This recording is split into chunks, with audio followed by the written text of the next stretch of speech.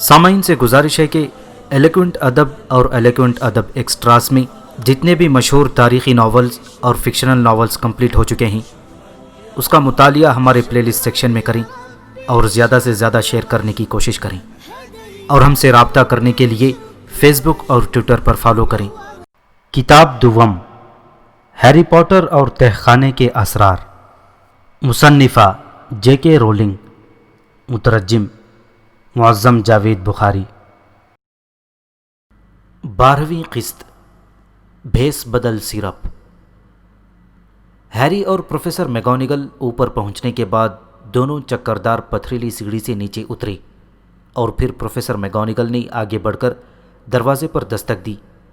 دروازہ دھیرے سے کھل گیا اور وہ دونوں اندر داخل ہو گئے۔ وہ ایک بڑے حجم کا گول کمرہ تھا جس سے اس بات کا اندازہ لگایا جا سکتا تھا کہ وہ قلعے کی عمارت کے بلند گولائی والے مینار میں واقع تھا۔ پروفیسر میگونگل نے اسے وہیں ٹھہرنے کا حکم دیا اور دروازہ کھول کر اندر چلی گئیں۔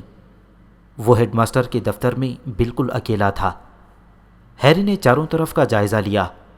ایک بات تو طے تھی کہ اس سال ہیری جتنے اساتذہ کے دفتروں میں گیا تھا ان میں سے ڈمبلڈور کا دفتر سب سے زیادہ دلچسپ دکھائی دے رہا تھا۔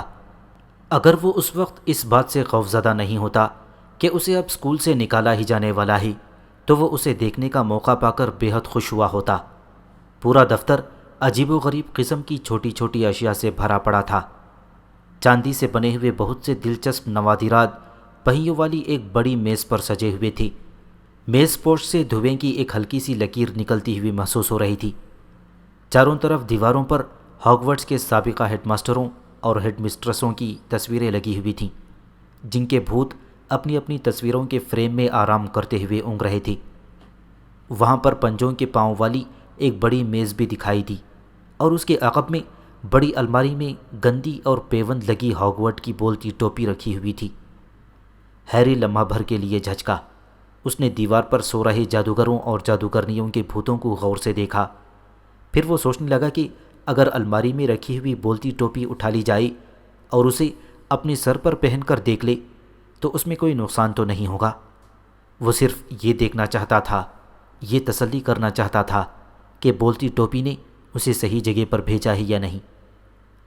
وہ اطمینان سے میز کا چکر کاٹتا ہوا دوسری طرف بڑھ گیا اور الماری کے پاس جا پہنچا۔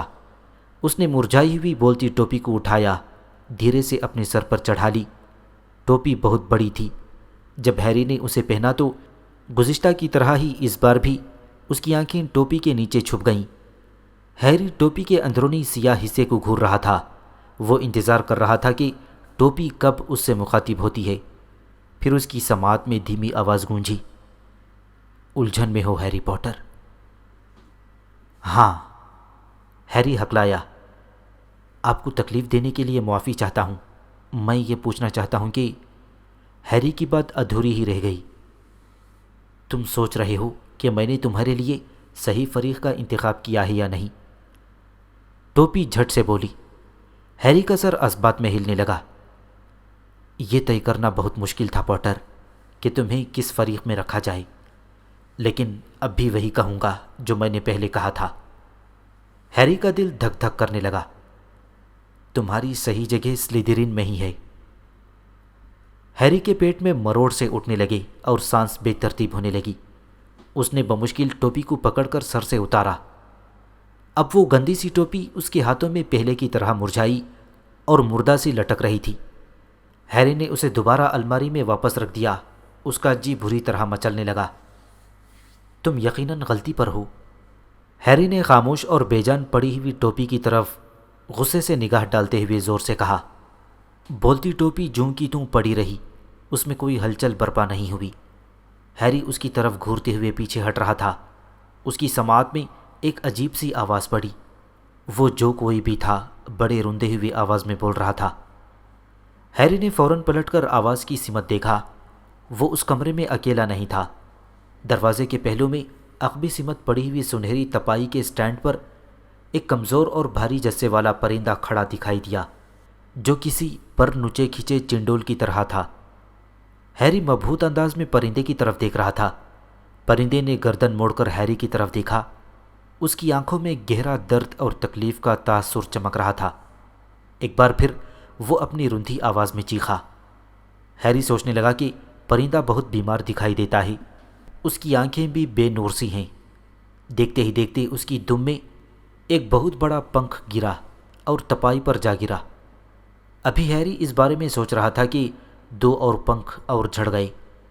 ہیری کے ذہن میں یہ خیال کوندا کہ اب صرف یہی ہونے کو باقی رہ گیا ہے کہ وہ ڈمبلڈور کے دفتر میں اکیلا ہی موجود ہو اور اس کی موجودگی میں ڈمبلڈور کا یہ پرندہ ہلاک ہو جائے، تاکہ دوسروں کو یہ کہنے کا موقع مل جائے کہ ہیری بھی اپنے خیال کو مکمل نہیں کر پایا تھا کہ ایک ہلکا سا دھماکہ ہوا اور پرندے کے چاروں طرف آگ کے شعلے بھڑکنے لگے۔ ہیری کو اپنی سانس اوپر کی اوپر اور نیچے کی نیچے اٹکتی ہوئی محسوس ہوئی۔ وہ لاشعوری انداز میں چیخا اور تپائی کی طرف بھاگتا چلا گیا۔ اس نے بڑبڑاہٹ میں چاروں طرف دیکھا کہ شاید کہیں پانی رکھا ہوا نظر آ جائے، مگر وہاں پانی کا نام و نشان تک نہیں تھا۔ پرندہ اب پوری طرح آگ کی لپیٹ میں آ چکا تھا۔ پہلی نظر میں وہ آگ کا بھڑکتا ہوا گولا دکھائی دیا تھا۔ پرندے کے حلق سے ایک زوردار چیخ برآمد ہوئی اور اگلے ہی لمحے وہاں کچھ بھی نہیں تھا۔ سٹینڈ خالی تھا، تپائی پر راکھ سلگتا ہوا ڈھیر پڑا ہوا تھا۔ ہیری اسے بچانے کے لیے کچھ بھی نہ کر پایا۔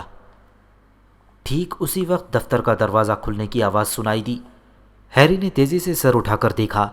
ڈمبلڈور اندر داخل ہوتے ہوئے دکھائی دیے۔ اس کا دل بری طرح دھڑکنے لگا۔ پروفیسر، ہیری بول اٹھا، آپ کا پرندہ۔ میں کچھ بھی نہیں کر پایا، اس میں نہ جانے کیسے خود ہی خود آگ لگ گئی۔ اس کی سانسیں اکھڑ رہی تھیں۔ ڈمبلڈور نے اپنا ہاتھ اٹھا کر اسے پرسکون ہونے کا اشارہ کیا۔ دوسرے پل ہیری کا چہرہ حیرت کی شدت سے بگڑتا چلا گیا، کیونکہ پروفیسر ڈمبلڈور کے چہرے پر پریشانی کے بجائے دھیمی سی مسکراہٹ تیر رہی تھی۔ وقت بھی تو ہو چکا تھا ہیری، ڈمبلڈور آہستگی سے بولے۔ وہ کچھ دنوں سے بے حد بھیانک دکھائی دے رہا تھا۔ میں نے اسے کہا تھا کہ وہ یہ کام کر لے۔ ہیری کی آنکھیں حیرت سے چوڑی ہوتی چلی گئیں۔ وہ کچھ نہ سمجھنے والے انداز میں پریشان دکھائی دے رہا تھا۔ ڈمبلڈور اس کی کیفیت دیکھ کر دھیمے سے ہنس دیے۔ فاکس ایک سیمرغ ہے ہیری۔ ہیری سمجھ گیا کہ فاکس اس پرندے کا نام تھا۔ جب سیمرغ یعنی فینکس کے مرنے کا وقت آتا ہے تو وہ خود میں آگ لگا لیتا ہے اور اپنی راکھ میں سے دوبارہ جنم لیتا ہے۔ اس طرف دیکھو ہیری، ڈمبلڈور نے اشارہ کرتے ہوئے کہا۔ ہیری نے دم بخود نگاہوں سے راکھ کو دیکھا۔ راکھ کا ڈھیر کائی کی طرح پھٹتا جا رہا تھا اور اس میں سے ایک بغیر پروں والے چھوٹے اور جھروں والے چوزے کا سر ابھرتا دکھائی دے رہا تھا۔ یہ بھی جلنے والے پرندے کی طرح بدصورت اور عجیب دکھائی دے رہا تھا۔ افسوس کی بات ہے کہ تم نے اسے اس کے جلنے والے دن میں دیکھا، ڈمبلڈور بھرائی ہوئی آواز میں بولے۔ وہ اب اپنی میز کے پیچھے پڑی کرسی پر بیٹھ چکے تھے۔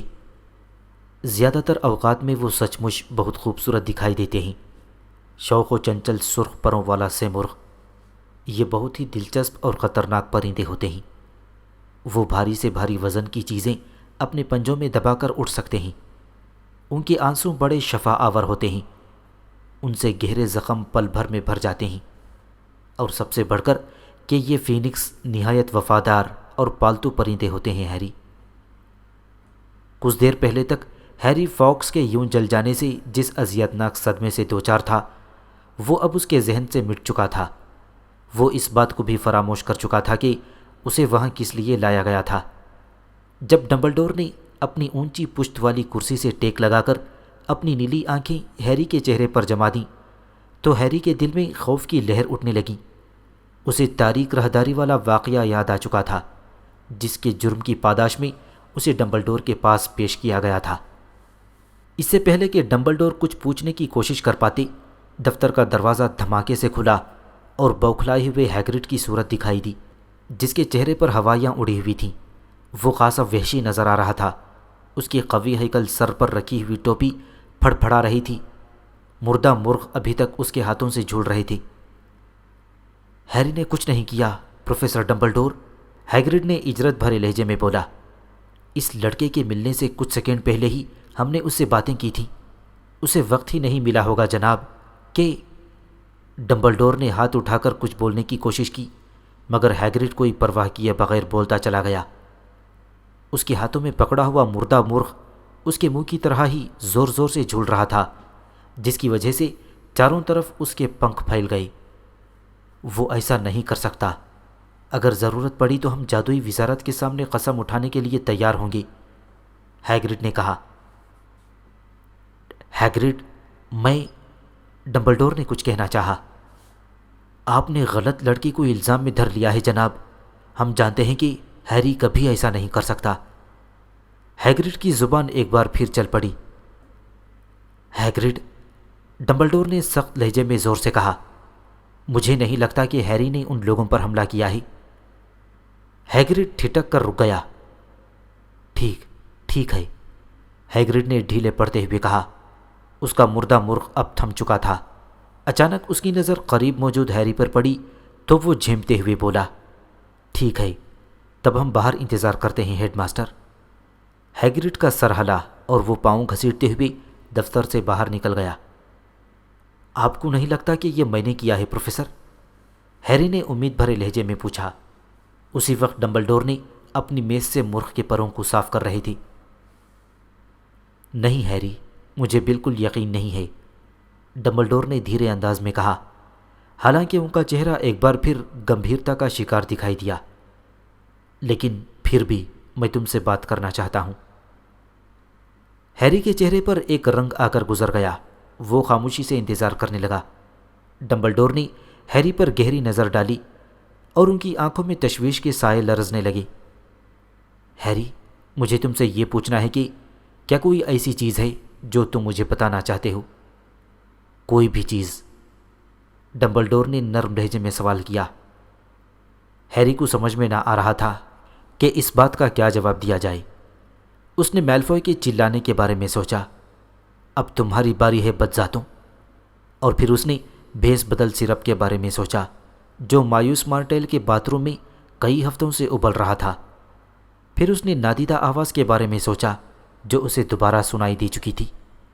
پھر اسے رون کی کہی بات یاد آئی، جو آوازیں کسی دوسرے کو سنائی نہ دیں انہیں سننا اچھی بات نہیں ہے ہیری، جادو نگری میں بھی نہیں۔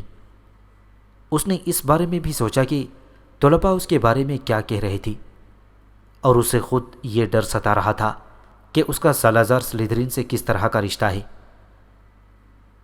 نہیں، ہیری نے فیصلہ کرتے ہوئے دو ٹوک انداز میں کہا، ایسی کوئی بات نہیں ہے پروفیسر۔ اس کا ستا ہوا چہرہ پرسکون ہو چکا تھا۔ ڈمبلڈور اس کے چہرے کے اتار چڑھاؤ دیکھتے رہی اور پھر دھیمے سے اسے واپس لوٹنے کی اجازت دے دی۔ اب تک تو قلعے میں صرف گھبراہٹ کا ماحول پھیلا ہوا تھا، لیکن جب سے جسٹن اور لگ بھگ سرکٹے نک پر دوہرا حملہ ہوا تو اس کے بعد سے اسکول میں زبردست دہشت پیدا ہو گئی تھی۔ عجیب بات یہ تھی کہ لگ بھگ سرکٹے نک کے حال کو دیکھ کر سب میں زیادہ پریشانی پھیلی ہوئی تھی۔ سب ایک دوسرے سے یہی سوال کر رہے تھے کہ آخر ایسا کون ہوگا جو ایک بھوت کا یہ حال کر سکتا ہے؟ آخر وہ کون سی خوفناک طاقت تھی جو پہلے سے مرے ہوئے شخص کو اتنا نقصان پہنچا سکتی تھی؟ ہاگورٹس ایکسپریس میں نشستیں بک کرانے کے لیے سخت بھگدڑ مچی ہوئی تھی، کیونکہ اب سبھی طلباء کرسمس کا تہوار منانے کے لیے جلدی سے جلدی اپنے گھروں میں پہنچنا چاہتے تھے۔ اگر اتنی بڑی تعداد میں طلباء اپنے گھر چلے جائیں تو قلعے میں یقیناً ہم ہی باقی بچیں گے، رون نے ہیری اور ہرمائنی سے کہا۔ ہمارے علاوہ یہاں بس میلفوئی، کریب اور گوئل ہی رہ جائیں گے۔ ہماری یہ چھٹیاں کتنی مزیدار گزریں گی نا؟ کریب اور گوئل ہمیشہ وہی کرتے تھے جو میلفوئی کہتا تھا، اسی لیے انہوں نے بھی ان چھٹیوں میں اسکول میں ہی رکنے والی فہرست میں نام لکھوا دیا تھا۔ لیکن ہیری اس بات سے بے حد مسرور تھا کہ زیادہ تر طلباء گھر جا رہے ہیں۔ وہ یہ دیکھتے دیکھتے تنگ آ چکا تھا کہ لوگ راہداریوں میں اس سے کس طرح کترا کر گزرتے تھے، جیسے کہ اس کے زہریلے دانت نکلنے والے ہوں یا وہ زہر لگانے والے انجیکشن ہاتھ میں لیے گھوم رہا ہو۔ اس کے پاس سے گزرتے وقت طلباء جس طرح بدکتے تھے یا چوری چھپے اشارہ کرتے تھے یا پھنکارتے ہوئے نکل جاتے تھے، اس سے وہ اکتا چکا تھا۔ بہرحال فریڈ اور جارج کو یہ کھیل بہت ہی دلچسپ لگا تھا کہ جب راہداریوں میں ہمیشہ ہیری کے آگے آگے چلتے ہوئے یہ چلاتے جاتے تھے، स्लिदरिन کے حقیقی جانشین کے لیے راستہ چھوڑو، سچ مچ بڑا شیطانی جادوگر آ رہا ہے۔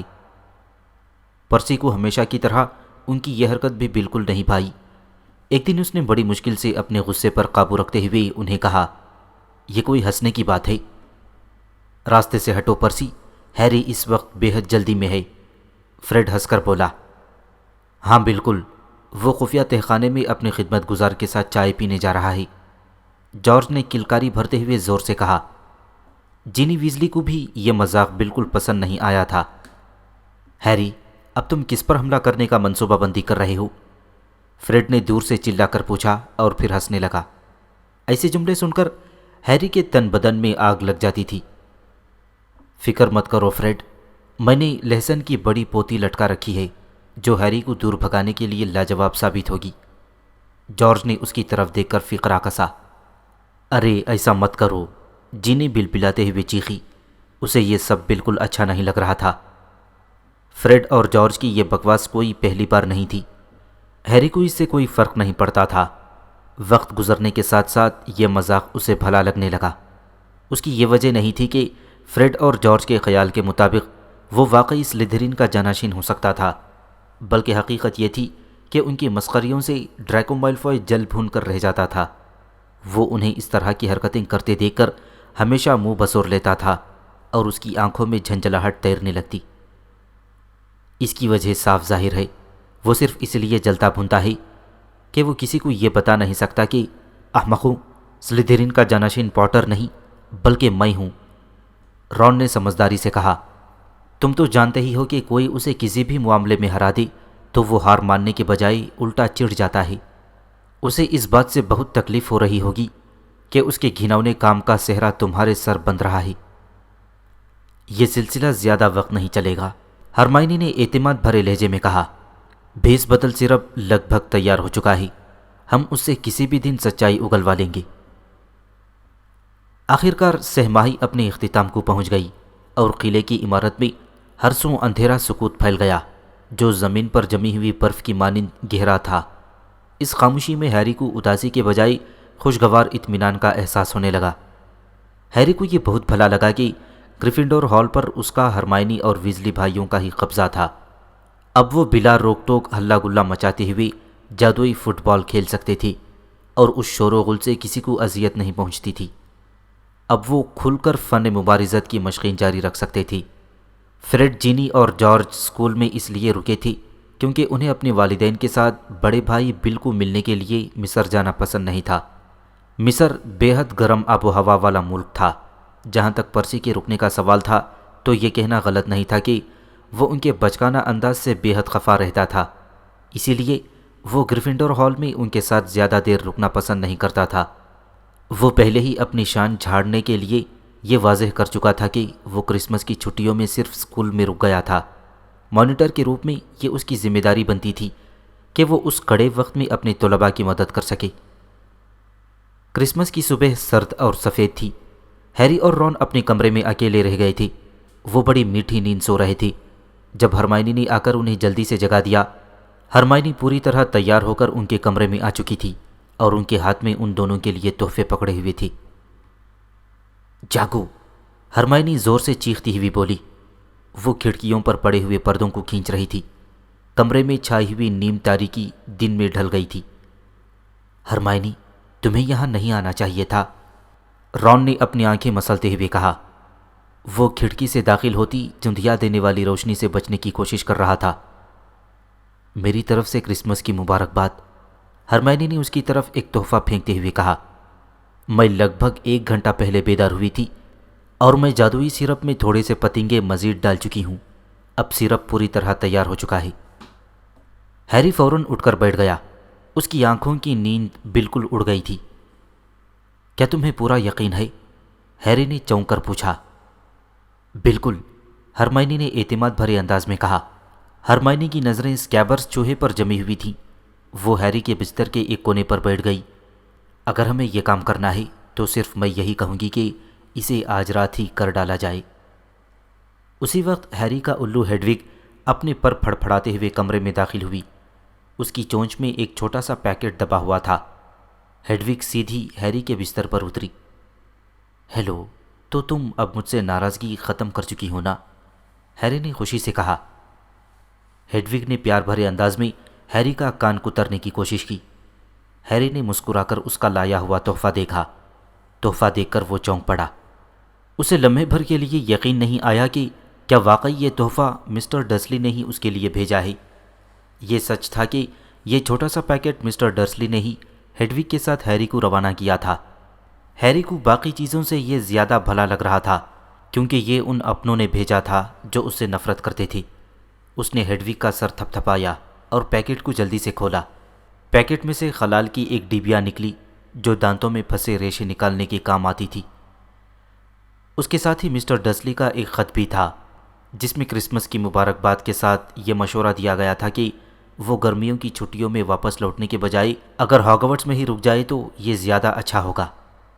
ہیری کو ملنے والے کرسمس کے باقی تحفے اس سے زیادہ اطمینان بخش تھے۔ ہیگرڈ نے اسے ٹرکل ٹافی کا ایک بڑا سا ڈبہ بھیجا تھا جسے ہیری نے کھانے سے پہلے آگ میں ڈال کر نرم کرنے کا فیصلہ کیا تھا کیونکہ ٹرکل ٹافی جبڑوں کو آپس میں چپکا دیتی تھی۔ رون نے تحفے میں توپ کے گولے کے ساتھ اڑان نامی کتاب دی تھی جس میں اس کے پسندیدہ کوئڈچ کھلاڑیوں کے بارے میں دلچسپ واقعات درج تھے، اور ہرمائنی نے اس کے لیے عقاب کے پر والا ایک بہترین قلم خریدا تھا۔ ہیری نے جب آخری تحفہ کھولا تو اس میں اسے مسز ویزلی کے ہاتھ کا بنا ہوا سویٹر اور ایک بڑا اسفنجی کیک ملا۔ اس نے مشکور نگاہوں کے ساتھ ان کا کرسمس کارڈ اپنی میز پر کھڑا کر دیا۔ اسی لمحے اسے مسٹر ویزلی کی کار کا خیال آ گیا جو جھگڑالو درخت کے ساتھ ہونے والے تصادم کے بعد آج تک کسی کو دکھائی نہیں دی تھی۔ وہ قوانین کو توڑنے کی اس منصوبہ بندی کے بارے میں بھی سوچ رہا تھا جو اس نے رون کے ساتھ مل کر بنائی تھی۔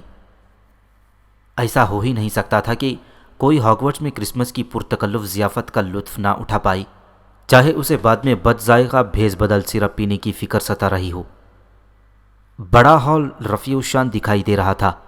نہ صرف وہاں برف میں ڈھکے ہوئے 1 درجن کرسمس کے درخت سجے موجود تھے اور مقدس اور گھندار عکاس بیل کی موٹی شاخیں چھت پر ایک دوسرے باہم پیوست ہو کر ڈرامائی انداز میں لہرا رہی تھیں، بلکہ خشک برف کے گالے چھت سے دلکش پھوار کی مانند گر رہے تھی۔ ڈمبلڈور نے انہیں اپنے کچھ پسندیدہ نغمات سنائے۔ ہیگرڈ بڑے پیالے میں انڈوں کا شربت پینے کے بعد بے خودی کے عالم میں اور زیادہ اونچی آواز میں بول رہا تھا۔ پرسی کا اس طرف دھیان ہی نہیں گیا کہ فریڈ نے اس کے مانیٹر والے بیچ پر جادو کر ڈالا تھا جس کی وجہ سے اب اس پر کچھ اور ہی عبارت لکھی دکھائی دے رہی تھی۔ کن ذہن لڑکا۔ وہ حیرانی سے ان سب سے پوچھتا رہا کہ وہ ان کی طرف کیوں دیکھ کر ہنس رہے ہیں۔ ہیری کو اس بات کی کوئی پرواہ نہیں تھی کہ سلیدرین کی میز پر بیٹھا ہوا ڈریکو میلفوئی زور زور سے اس کے نئے سویٹر کے بارے میں استہزائیہ فقری کس رہا تھا۔ ہیری نے سوچا اگر قسمت نے ساتھ دیا تو کچھ ہی گھنٹوں میں میلفوئی کی ہوا نکل جائے گی۔ ہیری اور رون نے ابھی کرسمس پوڈنگ کا تیسرا دور ہی ختم کیا تھا کہ تب بھی ہرمائنی انہیں کھینچ کر ہال سے باہر لے گئی تاکہ شام کی منصوبہ بندی کو آخری شکل دی جا سکے۔ اب ہمیں ان لوگوں کی کوئی چیز چاہیے جن کے روپ میں تمہیں خود کو بدلنا ہے، ہرمائنی نے تنک کر پوچھا، جیسے وہ انہیں واشنگ پاؤڈر لانے کے لیے سپر مارکیٹ بھیج رہی ہو۔ اور صاف ظاہر ہے اگر تم کریب اور گوئل کی کوئی چیز لا سکتے ہو تو یہ سب سے اچھا رہے گا کیونکہ وہ دونوں میلفوئی کے سب سے گہرے اور قریبی دوست ہیں۔ وہ ان سے کچھ نہیں چھپاتا اور ہمیں یہ انتظام بھی کرنا ہے کہ جب ہم اس سے پوچھ گچھ کر رہے ہوں تب اصلی کریب اور گوئل وہاں پر اچانک نہ آ جائیں۔ ہرمائنی نے اپنی بات ختم کر کے ہیری اور رون کو تیکھی نظروں سے گھورا کیونکہ وہ دونوں ہونقوں کی طرح دیدے پھاڑے اس کا چہرہ دیکھ رہے تھے۔ میں نے تمام منصوبہ بندی کر لی ہے، ہرمائنی نے بات آگے بڑھاتے ہوئے کہا۔ اس کے ہاتھوں میں 2 چھوٹے چاکلیٹی کیک پکڑے دکھائی دیے۔ میں نے اس میں نیند کی پورا سر دوا ملا دی ہے، تمہیں بس اتنا کرنا ہے کہ انہیں کسی ایسی جگہ پر رکھ دو جہاں کریب اور گوئل انہیں دیکھ لیں۔ تم تو جانتے ہی ہو وہ کھانے کے معاملے میں کتنے لالچی ہیں، وہ ایک نظر دیکھنے کے بعد انہیں کھائے بغیر نہیں رہ پائیں گے۔ ایک بار جب وہ سو جائیں تو تم ان کے چند بال اکھاڑ لینا اور انہیں گودام کی الماری میں چھپا دینا۔ ہیری اور رون نے تعجب بھرے انداز میں ایک دوسرے کو دیکھا۔ ہرمائنی، مجھے اندازہ نہیں، رون نے کچھ بولنا چاہا۔ شک و شبہ ہماری منصوبہ بندی کو بری طرح سے ناکام کر سکتا ہے۔ ہرمائنی کی آواز میں فولاد جیسی مضبوطی جھلک رہی تھی، بالکل ویسے ہی جیسے پروفیسر میکانیکل کی آواز میں کئی بار محسوس ہوئی تھی۔ کریب اور گوئل کے بالوں کے بغیر بھیس بدل سرپ بالکل کام نہیں کرے گا۔ تم میلفوئی سے پوچھ گچھ کرنا چاہتے ہو یا نہیں؟ ہرمائنی کا لہجہ کافی سخت ہو گیا تھا۔ ٹھیک ہے، لیکن تم کرو گی کیا؟ تم کس کے بالوں کا انتظام کرو گی؟ ہیری نے جلدی سے کہا۔ میرے پاس پہلے سے ہی انتظام ہے، ہرمائنی نے گہری سانس لے کر کہا۔ یہ کہنے کے بعد اس نے جیب سے ایک چھوٹی بوتل نکالی اور اس کے اندر جھلکنے والے بالوں کے کئی ٹکڑے دکھا دیے۔ یاد ہے ڈیولنگ کلب کی مشقوں میں میلفوئی کے ساتھ ایک لڑکی آئی تھی، میلیسن بلیسٹروڈ، جو میرے ساتھ گتھم گتھا ہو رہی تھی۔ جب وہ میرا گلا دبانے کی کوشش کر رہی تھی تب میرے کپڑوں پر اس کے یہ بال لگ گئے تھے۔ اب وہ کرسمس کے لیے گھر جا چکی ہے، اس لیے مجھے یہ بتانا پڑے گا کہ میں بیچ میں ہی واپس لوٹ آئی ہوں۔ جب ہرمائنی بھیس بدل سرپ کا دوبارہ معائنہ کرنے چلی گئی تو حیرانی اور پریشانی میں مبتلا رون نے اپنی گردن ہیری کی طرف موڑتے ہوئے بولا، کیا تم نے کسی دوسری ایسی منصوبہ بندی کے بارے میں کبھی غور کیا ہے جس میں اتنے سارے بکھیڑے موجود نہ ہوں؟